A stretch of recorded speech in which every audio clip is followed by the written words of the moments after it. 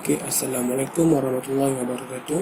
Saya di sini Muhammad Amin Muhammad Akhir, mewakili ahli kemudian saya untuk memperkenalkan apa perkara yang akan kami lakukan. Tajuk yang telah dipilih ialah motor arus guna alik 3 fasa. Dan saya akan perkenalkan 3 ahli kemudian saya, iaitu saya sendiri Muhammad Amin Muhammad Akhir. Yang kedua adalah Muhammad Syafiq bin Nurizan, dan yang ketiga adalah Muhammad Afiq bin Zulkifli. Baiklah, saya terus kepada perkara yang pertama, iaitu pengenalan. Di bahagian pengenalan, saya akan menerangkan berkenaan apa yang ada dalam motor arus guna alik 3 fasa. Kita teruskan. Okay. Untuk yang pertama, motor arus guna alik 3 fasa ini terbahagi pada 2 jenis, iaitu motor segerak dan motor tidak segerak. Sedikit pengenalan tentang motor segerak. Motor segerak merupakan satu motor yang bergerak dalam pergerakan dengan medan magnet berputar dihasilkan oleh belitan-belitan pada pemegun. Okay, motor segerak biasa digunakan dalam industri serta mempunyai kelajuan yang malar, iaitu tetap. Motor ini tidak boleh bergerak sendiri. Ia memerlukan bantuan penggerak sama ada di luar atau di dalam motor sebelum ia berputar.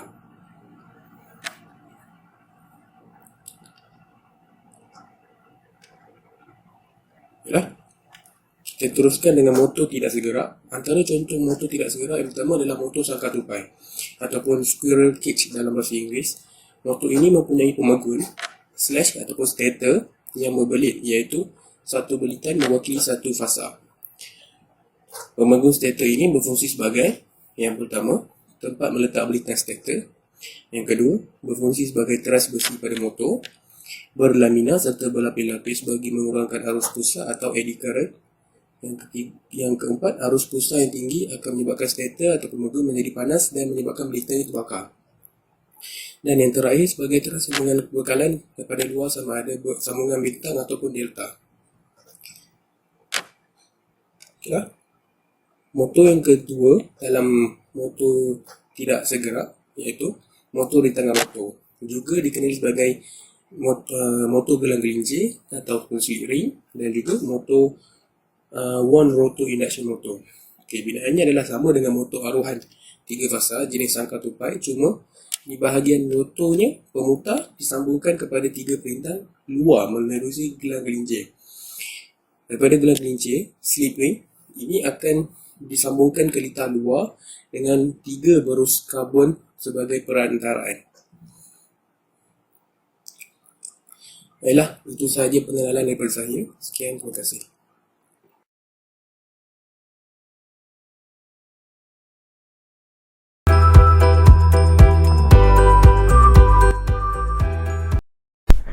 Okay, Assalamualaikum warahmatullahi wabarakatuh. Nama saya Muhammad Syafiq bin Nurizan. Jadi saya akan mulakan dengan bahagian saya, iaitu binaan motor.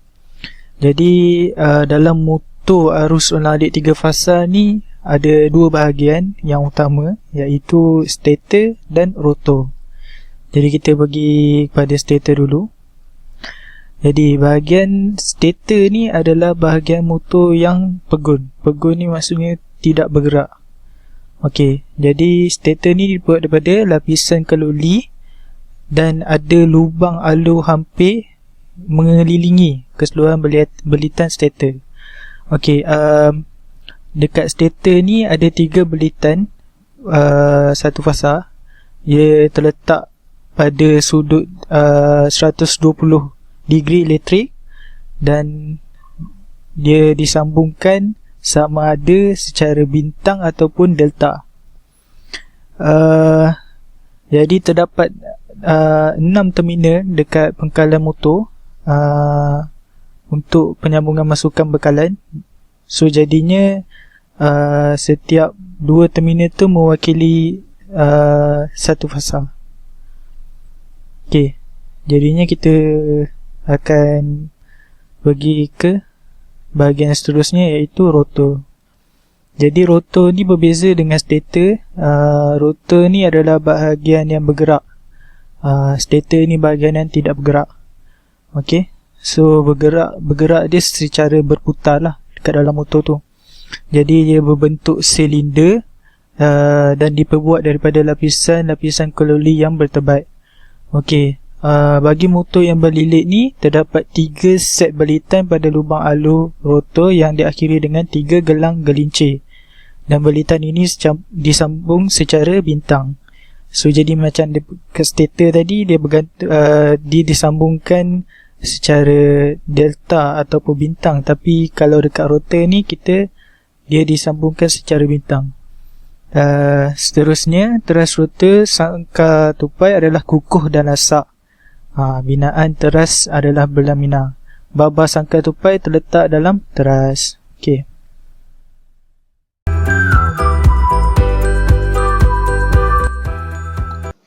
Assalamualaikum warahmatullahi wabarakatuh. Nama saya Muhammad Afiq bin Zulkifli. Sekarang saya akan menerangkan mengenai gambar-gambar yang berkenaan di dalam tajuk kumpulan kami, iaitu bertajuk motor arus ulang-alik 3 fasa. Sekarang saya akan menerangkan beberapa gambar yang terdapat di dalam slide ini, iaitu gambar yang terdapat di dalam slide ini adalah menunjukkan iaitu yang pertamanya adalah rotor ataupun kita panggil pemutar. Seterusnya terdapat juga graf yang menunjukkan motor, graf gelombang frekuensi. Selain itu, gambar rajah motor aruhan 3 fasa, dan terdapat lagi beberapa gambar iaitu belitan fasa pada setiap motor,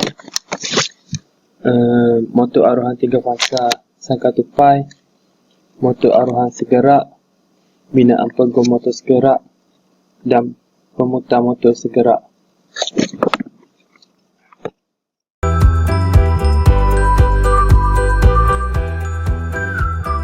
Okey, baik. Seterusnya, kita akan pergi kepada bahagian prinsip kendalian bagi motor arus ulang-alik 3 fasa. Okey. Jadi seterusnya adalah prinsip kendalian. So basically berasaskan penghasilan medan magnet berputar. Okey, apa maksudnya? Maksudnya adalah bila belitan pemegun ataupun stator, pemegun itu adalah stator, dibekalkan dengan belitan 3 fasa, medan magnet berputar akan terhasil dan berputar dalam satu kelajuan yang dinamakan sebagai kelajuan segerak. Okey, hasil daripada putaran itu, pemotongan belitan mengalir pemutar terhasil. Okey, daripada medan magnet yang berputar yang kelajuannya bergantung kepada frekuensi bekalan dan bilangan kutub. Okey, frekuensi bekalan dan bilangan kutub ni kita boleh dapatkan daripada nameplate nameplate dekat motor tu. Okey, jadi pengalih pemutar akan menghasilkan DGE dan akan menyebabkan berlakunya pengaliran arus dalam belitan pengalih pemutar. So jadinya hasil daripada tindak balas kedua-dua medan magnet ini akan menghasilkan daya kilas ataupun torque untuk menggerakkan rotor tu. Baik, itu sahaja.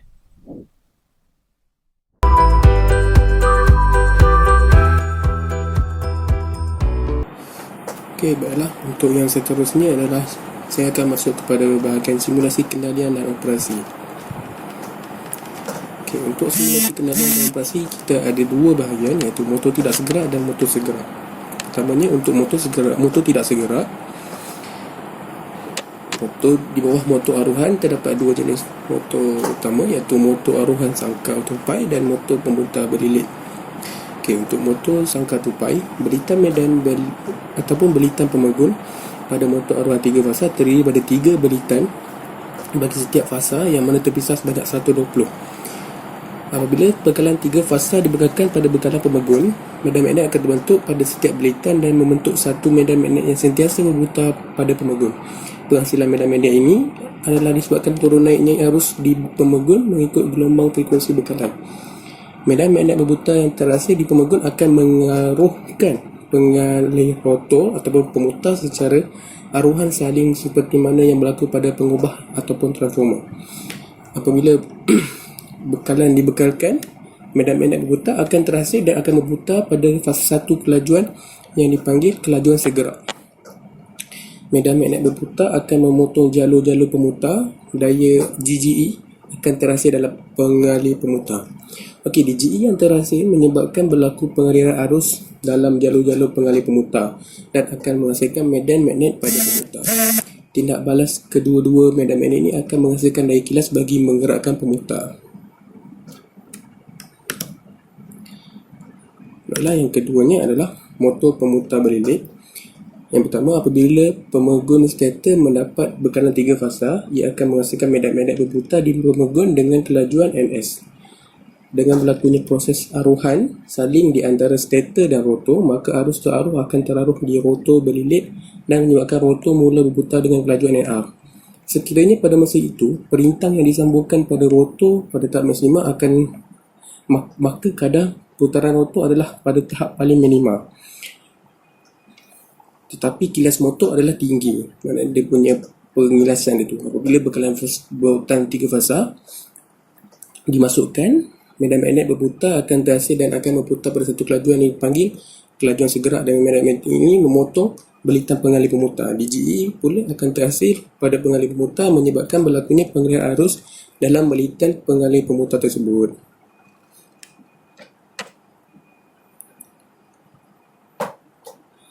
Seterusnya untuk motor segera.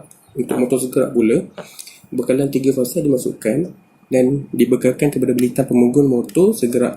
Ia akan menghasilkan satu medan magnet berputar di pemegun pada kelajuan ns sama dengan 120 frekuensi per P persungan seminit.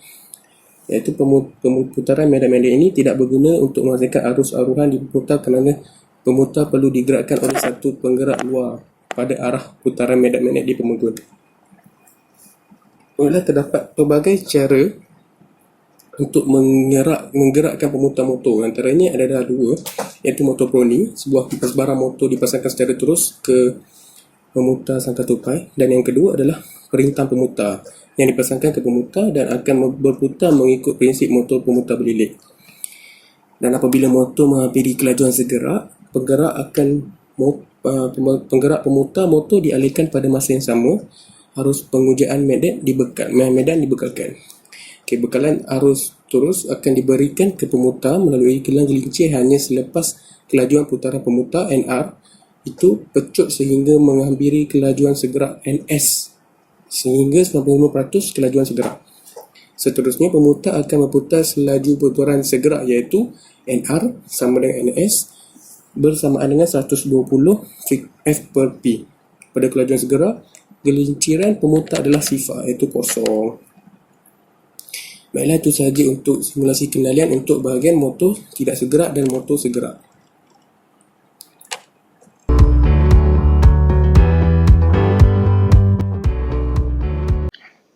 Okey, seterusnya saya akan menerangkan jenis-jenis motor arus ulang-alik 3 fasa yang terdapat di dalam ini.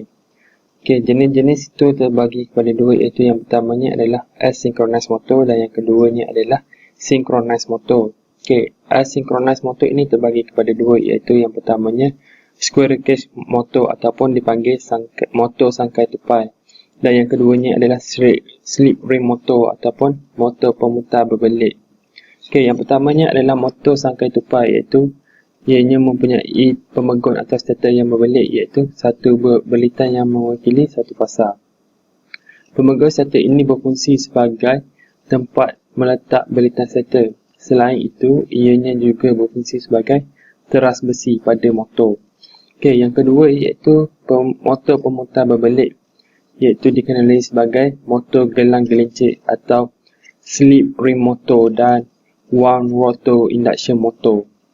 Okey, pada kenyataannya berbeza dengan sangkai tupai, iaitu pada slip ring ini ianya mempunyai rotor ataupun pemutar yang disambungkan kepada 3 perintah luar menerusi gelang gelincir. Okey, jenis yang kedua pula ialah iaitu synchronous motor ataupun dipanggil motor segerak. Motor segerak adalah pengulangan alik, tetapi ia dijalankan sebagai sebuah motor yang motor ini tidak mempunyai gelinciran. Kelajuan motor ini berubah mengikut frekuensi dan bilangan kutub. Okey, kat sini jika terdapat bilangan kutub yang banyak, maka kelajuan motor itu akan bertambah laju. Sekiranya bilangan kutub itu berkurang, maka kelajuan motor itu akan juga berkurang. Okey, motor ini mempunyai kelajuan yang malas dan ia tidak boleh bergerak dengan sendiri kerana ia memerlukan penggerak sama ada daripada luar ataupun dalam motor.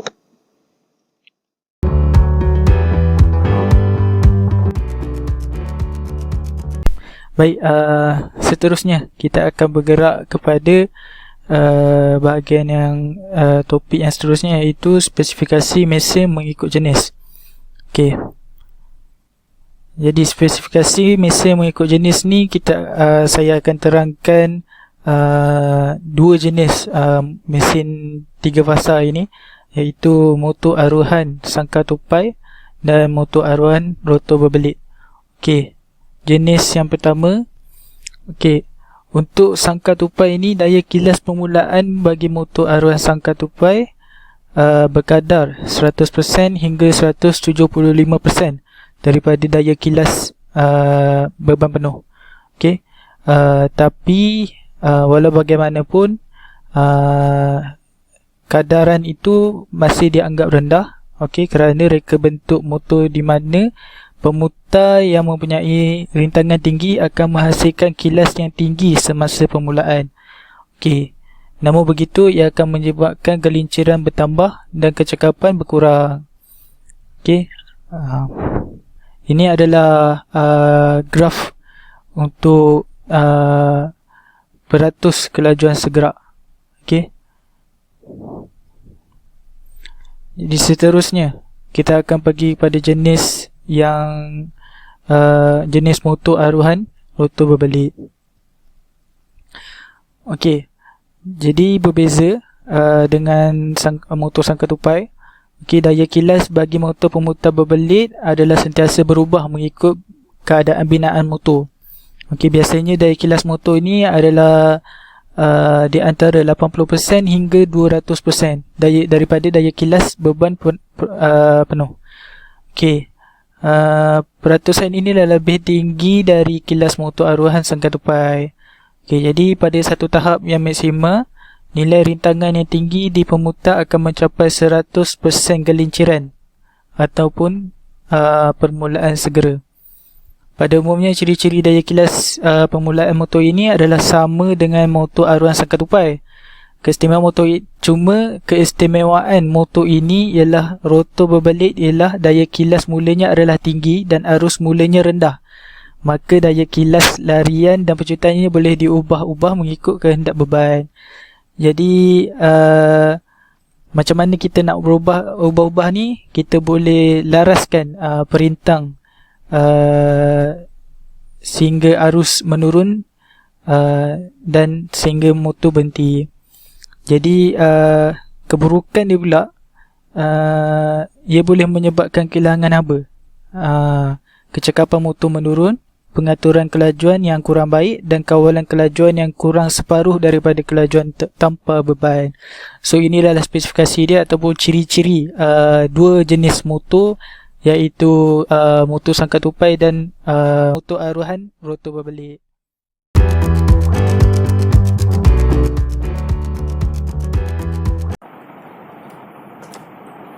Okey, baiklah, sekarang saya akan menerangkan mengenai perkara yang seterusnya, iaitu kelebihan dan kekurangan serta aplikasi. Baiklah, yang pertama ni, untuk kelebihan dan kekurangan, kita ada dua bahagian di sini, iaitu motor tidak segera, iaitu ataupun motor aruhan, dan juga motor segera. Okey, untuk motor tidak segera, iaitu motor aruhan, antara kelebihannya adalah, yang pertama, motor aruhan ialah pembinaannya cukup mudah. Yang kedua, perjalanan kerja dan pergerakan motor tidak bergantung kepada keadaan persekitaran, maknanya dia tidak bergantung dengan apa-apa situasi. Dia boleh bekerja dengan keadaan yang berbagai. Yang ketiga, motor aruhan sangkar tupai tidak mengandungi brushes, slip ring dan commutator. Jadi, kosnya agak rendah dan murah. Dan yang keempat, oleh kerana tiada brushes, tidak ada percikan api di motor, sparkling tak akan wujud, dan juga ia juga dapat dikendalikan dengan mudah. Yang kelima, tidak seperti motor segera, motor aruhan 3 fasa mempunyai tujahan, iaitu kuasa torque. permulaan yang tinggi dan kelajuan yang baik serta kapasiti beban yang munasabah.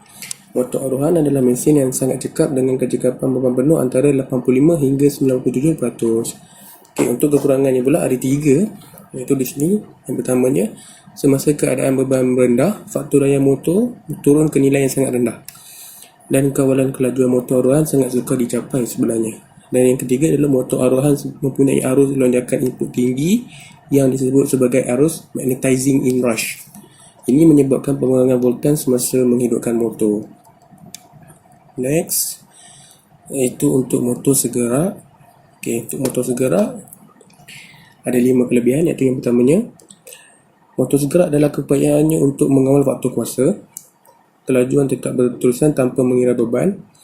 Ia juga berguna apabila motor diperlukan untuk menggerakkan alternator lain untuk membekalkan pada frekuensi yang berbeza seperti pada perubahan frekuensi. Motor segerak dapat dibina dengan jurang udara yang lebih luas daripada motor arohan yang menjadikan motor ini secara mekanikalnya adalah lebih stabil. Dan motor segerak biasanya beroperasi dengan kecekapan yang lebih tinggi, iaitu lebih dari 90%, terutamanya pada aplikasi faktor daya berkelajuan rendah dan kesatuan berbanding dengan motor arohan. Baiklah, untuk kekurangannya, iaitu motor segerak secara sengaja bukan motor permulaan sendiri dan memerlukan beberapa pengaturan untuk memerlukan pergerakan. Maknanya dia tak boleh bergerak sendiri dalam untuk tenaga yang awal. Kos perkeluaran kW umumnya lebih tinggi daripada motor arohan. Pengeluaran kuasanya lebih tinggi. Motor segerak tidak dapat dihidupkan semasa dimuat. Tujuan permulaannya adalah sifar, iaitu yang kita kata tadi, dia punya tujuan dia adalah kosong. Collector ring dan brushes diperlukan sehingga peningkatan dalam penyelenggaraan. Motor segerak tidak boleh berguna untuk aplikasi yang memerlukan permulaan yang kerap atau daya kilas permulaan yang tinggi. Maknanya untuk starting torque dia tak boleh nak digunakan.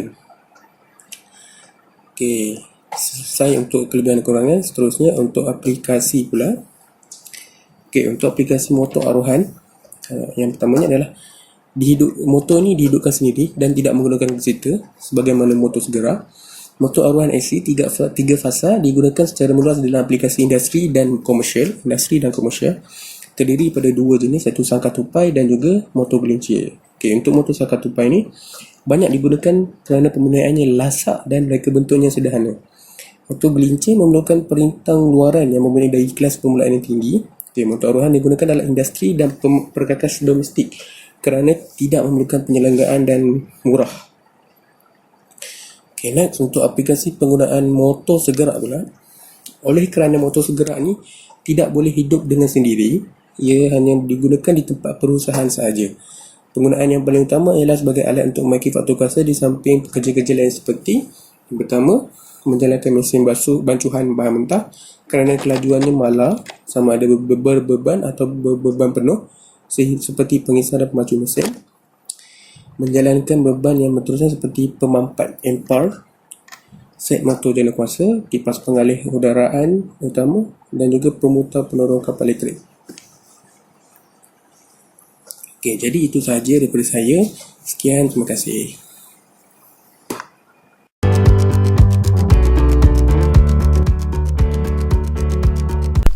Jadi kita akan pergi kepada bahagian yang terakhir daripada saya, iaitu adalah contoh pengiraan.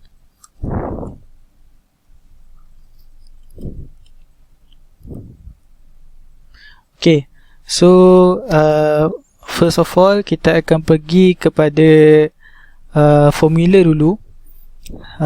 So kita ada formula NS 120 frekuensi, darat frekuensi bahagi dengan pole, kecakapan motor, kuasa kuda, frekuensi rotor, peratus gelinciran dan faktor kuasa.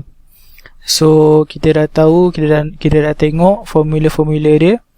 Kita akan bergerak kepada contoh pengiraan. Saya ada satu soalan kat sini. Satu motor arohan 3 fasa telah dililitkan untuk 4 kutub dan dibekalkan dari satu sistem 50Hz.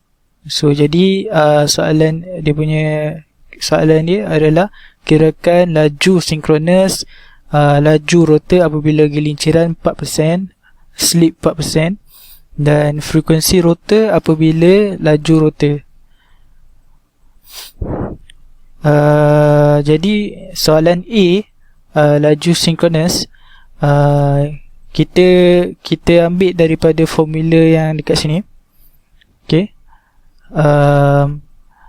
NS sama dengan 120 frekuensi bahagi dengan pole, jadi kita akan dapat frekuensi dia adalah 50 Hz. Jadi NS 120 darab dengan 50 dan bahagi dengan 4. Kenapa? Sebab ia adalah 4 kutub, pole dia adalah 4. So bila kita dapat 1500 RPM bagi laju sinkronus dia, NS.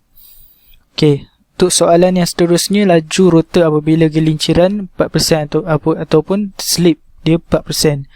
Okay, jadi laju rotor apabila daripada formula slip. Okay, kita cari formula slip. Kita tengok daripada formula slip ni adalah NS tolak NR bahagi dengan NS darab dengan 100. Okay, jadi kita dah dapat NS tapi kita tak ada NR lagi. Okay, so jadi kita ubahkan jadi negatif NR sama dengan NS darab dengan S dan tolak dengan NS. Jadi 1500 darab dengan 0.04 iaitu 4%, tolak dengan NS 1500. So jadi akan dapat jawapan 1440. Itu adalah NR. Okey, kelajuan rotor. Okey. Dan seterusnya adalah frekuensi rotor apabila laju rotor. Jadi dengan menggunakan kita gunakan lagi formula slip ni. So jadi NS tolak NR per dengan NS darab dengan 100%. Okey. So jadi kita masukkan and then kita dapat 60% ataupun 0.6. Jadi and then kita akan gunakan formula frekuensi FR sama dengan S darab F.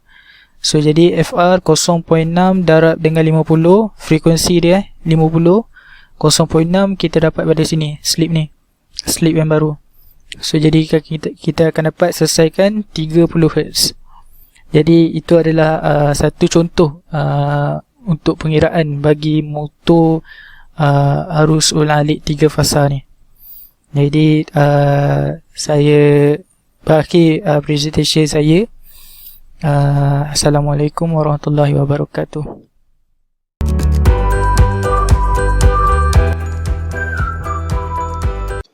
Okey, yang terakhir adalah saya akan menerangkan mengenai maklumat tambahan. Okey, maklumat tambahan yang terdapat di dalam ini yang kami sediakan adalah ciri-ciri motor aruhan 3 fasa, iaitu kami membahagikan kepada 2 jenis, iaitu motor pemutar berbelit dengan motor segerak. Okey, pada kelajuan motor pemutar berbelit, ianya boleh diubah, manakala motor segerak pula adalah malar dan tidak berubah.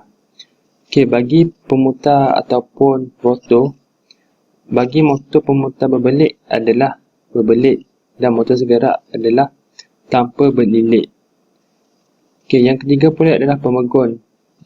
Pemegun bagi pemutar berlilit adalah berbelitan dan motor segerak juga adalah berbelitan. Okey, yang keempat adalah cara menghidupkan motor. Bagi motor pemutar berlilit, ianya dihidupkan secara sendiri, dan bagi motor segerak pula adalah ianya memerlukan penggerak daripada luar. Untuk gelinciran pula adalah motor pemutar berlilit mempunyai gelinciran, manakala motor segerak tidak mempunyai gelinciran. Okey, itu sahaja daripada kami. Terima kasih.